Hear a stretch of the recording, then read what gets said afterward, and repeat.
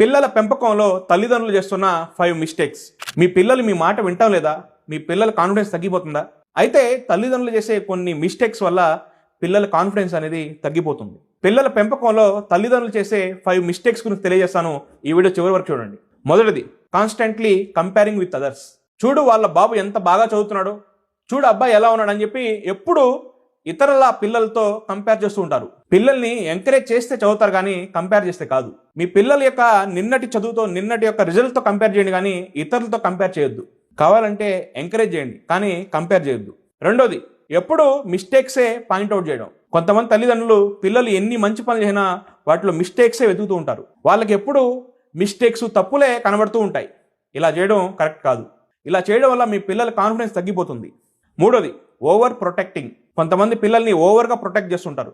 నువ్వు ఒంటరిగా చేయలేవు, నువ్వు ఒంటరిగా వెళ్ళలేవు, నేను వస్తాను, నా హెల్ప్ తీసుకో అని చెప్పి ఓవర్గా ప్రొటెక్ట్ చేస్తుంటారు. పిల్లల్ని ప్రొటెక్ట్ చేయాలి కానీ ప్రతిదానికి ఓవర్ ప్రొటెక్షన్ వల్ల పిల్లల కాన్ఫిడెన్స్ అనేది ఎక్కువగా పెరగదు.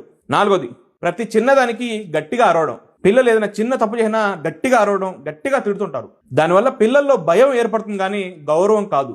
ఐదోది, వాళ్ళ ఫీలింగ్స్ పట్టించుకుపోవడం. Ignoring their feelings.